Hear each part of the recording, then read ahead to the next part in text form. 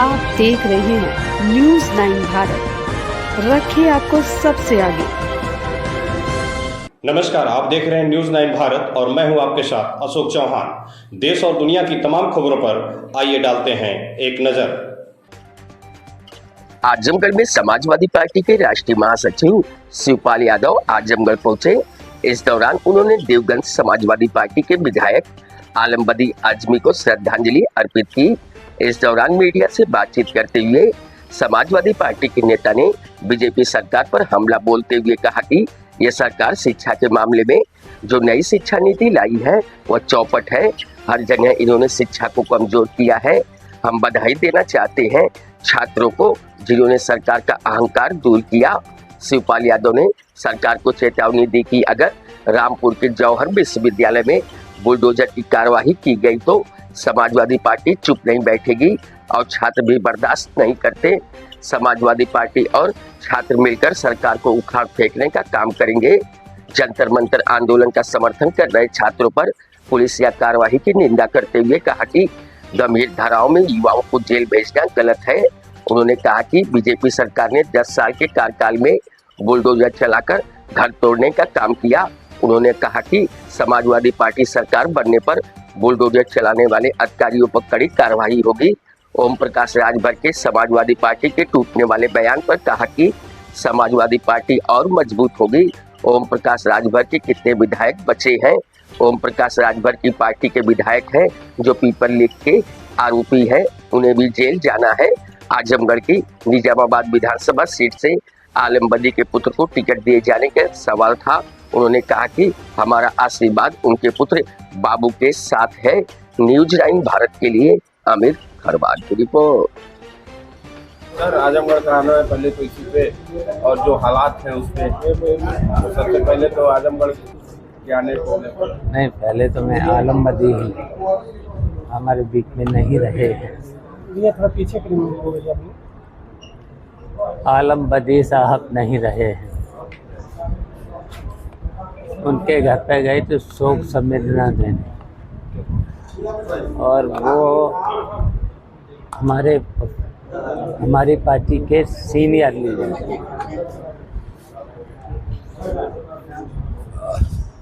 और ऐसे लोग राजनीति में बहुत ही कम पैदा हुए हैं।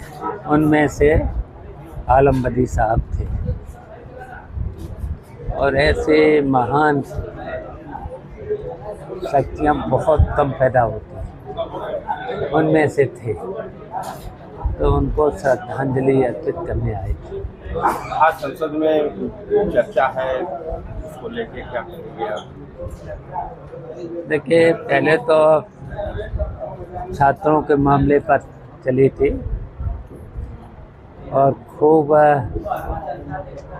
लगभग एक महीने छात्रों ने आंदोलन किया था नकल अध्यादेश को लेकर के। और जो पेपर लीक हुए हैं पहली बात तो यह है कि जो नई शिक्षा नीति भारतीय जनता पार्टी ने लागू की उसने पूरी तरह से शिक्षा का चौपट कर दिया था। और जो पेपर लीक एक बार नहीं पेपर लीक हुए हैं, सैकड़ों बार पेपर लीक हुए हैं। कैसे लड़के कितनी दूर सेंटर डाले थे, कैसे ट्रेनों में बसों में भूखे प्यासे लड़के परीक्षा देने जाते थे और जब जाते थे तो पर्चा लीक हो जाता था। एक बार नहीं सैकड़ों बार पेपर लीक हुआ है। तो उसकी वजह से छात्रों ने आंदोलन खड़ा किया था। उसमें विपक्ष के दलों ने भी भाग लिया था। छात्रों के हित में छात्रों का साथ दिया था। अब चर्चा हो रही है भगवान राम के मंदिर में जो चोरी हुई है। भगवान राम के मंदिर में चोरी कौन लोगों ने की है?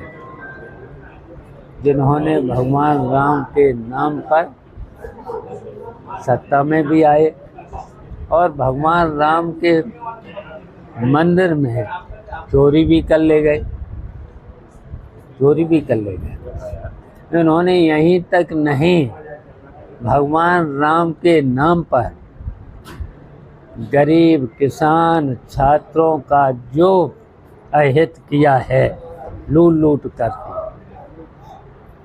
पूरी तरह से इन्होंने लूटा है।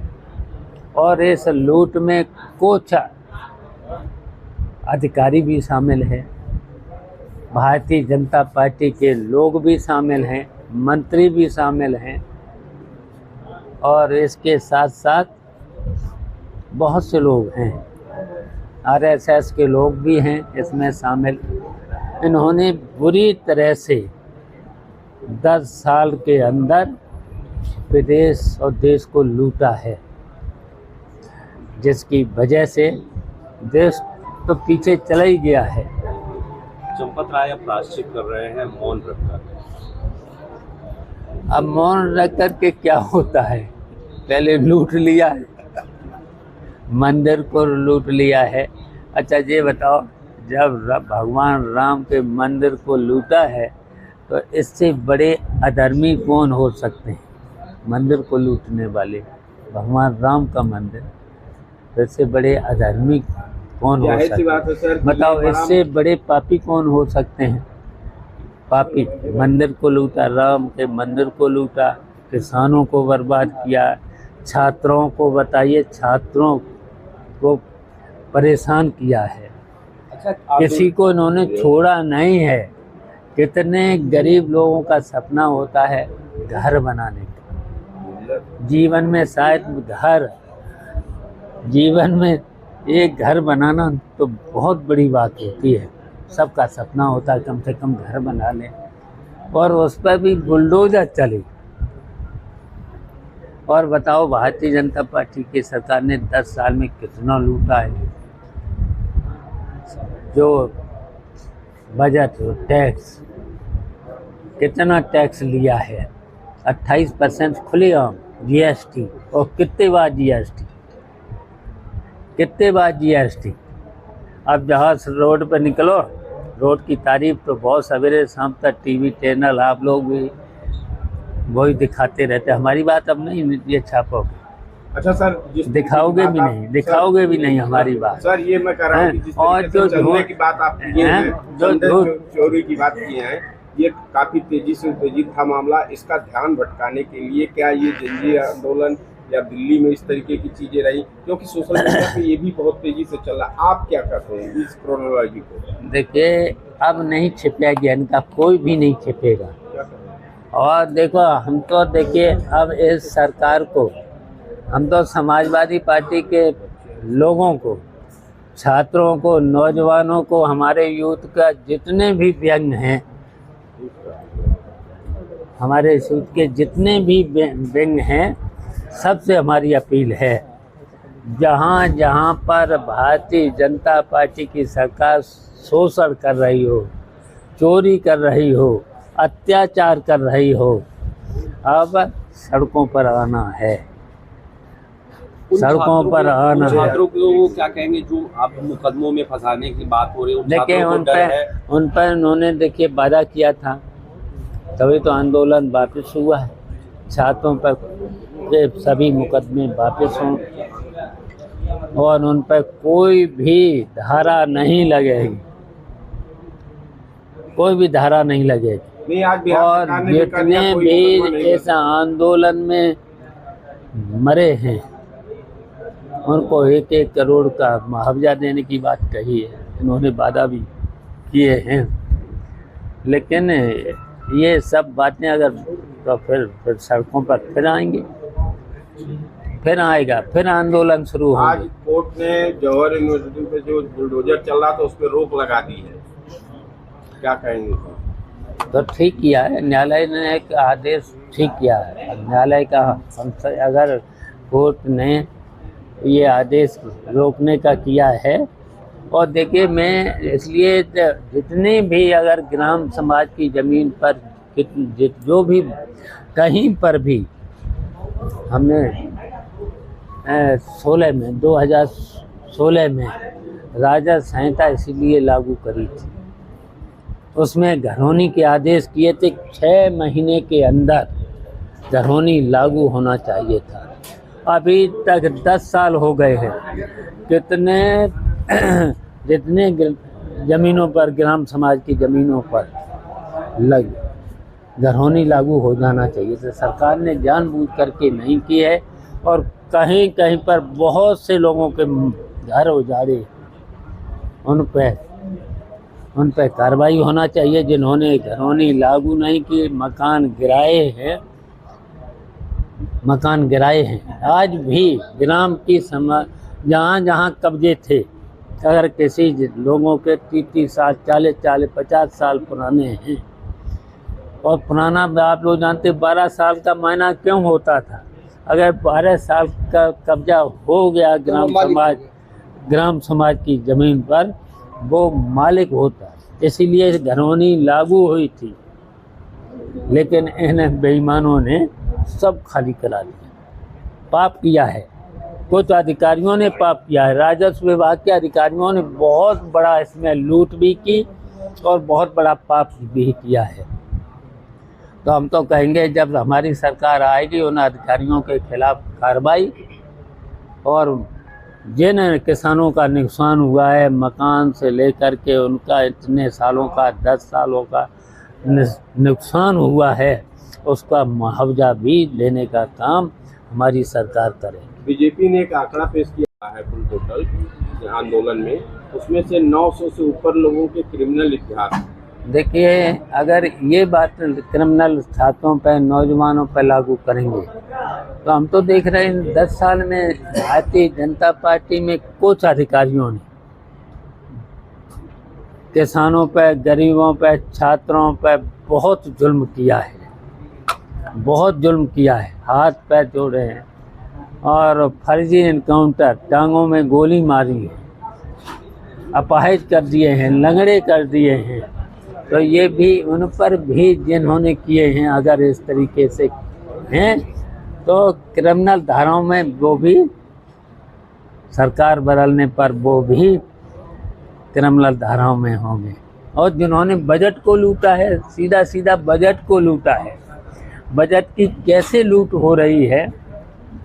70% कमीशन जा रहा है बजट का। ये जनता की गाड़ी कमाई का पैसा है, जनता टैक्स भरती है, उसी का तो है इनका। किसानों की मेन समस्या है इस समय नहरों में पानी नहीं है, सिंचाई का समय पूरी तरह से, खाद भी नहीं मिल पा रही है। इस पे लेकर आप सरकार, देखिए, ये सरकार पूरी तरह खाद के मामले में परेशान, पानी नहरों में नहीं दे पा रही, उसमें परेशान, जो नहरों की सफाई नहीं कर पा रही है, और जहाँ भी कर रही है उसमें 70% कमीशन जा रहा है। 70%, ये बेईमान सरकार के ज़माने में। मंदिर बनाने में भी 40%, और मंदिर बनाने में भी 40% कमीशन, और फिर उसमें चोरी, सर आपके चढ़ावे की चोरी। आपके सहयोगी रहे ओम प्रकाश राजभर भी उनका जिक्र रहा है। आपका जिस तरीके की बातें आती हैं, वो कह रहे हैं कि शिवपाल जी को चुप करा दिया गया। ओम प्रकाश राजभर हमारे मित्र तो हैं, तो वही हमारा बार बार नाम लेते हैं, लेकिन कभी कभी उनके मुँह में कोई बीमारी है, उसके इलाज कोई बड़ा डॉक्टर ही कर सकता है। आपके मित्र हैं, आपको सुझाव दे सकते हैं। हाँ, बिल्कुल हम सुझाव देंगे।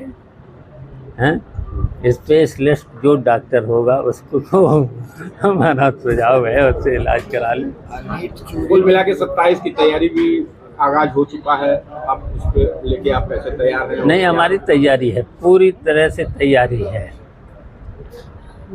और 2 बार दिशा की बैठक हुई और यहाँ के डीएम बैठते ही नहीं है। सांसद और सारे विधायक जाते हैं, लेकिन डीएम आते ही नहीं। एमपी भी तो होते हैं उसमें, एमपी होते हैं, कोई भी सुझाव पे काम नहीं होता, किसी भी सुझाव पे काम होता नहीं। तो ये विशेषाधिकार का हनन है। ये विशेषाधिकार का हनन है। तो इनमें हमारे सांसद और विधायकों को विशेषाधिकार का नोटिस दे देना। कौन? निजामाबाद की सीट खाली हो गई है, क्या आलमबदी के परिवार को टिकट मिलेगा? टिकट आप क्या चाहते हैं? आलमबदी के परिवार को आप क्या चाहते हैं? टिकट मिलना चाहिए उनके परिवार को। आप मिलना चाहिए हैं? तो आपकी सिफारिश मान लेंगे और करो सिफारिश हैं? अब हमारे देखिए, ये देखो सेंट्रल पार्लियामेंट और उसका उस निर्णय पर राष्ट्रीय अध्यक्ष निर्णय लेते हैं। सेंट्रल संसदीय बोर्ड का जो निर्णय होता है, विचार होगा। हमारा उन पर पूरा आशीर्वाद है, उनके परिवार के, उनके बेटे। यहाँ खबरों का सिलसिला कभी नहीं थमता। सिर्फ और सिर्फ बने रहिए न्यूज़ 9 भारत पर। अब चाहूंगा इजाजत। नमस्कार।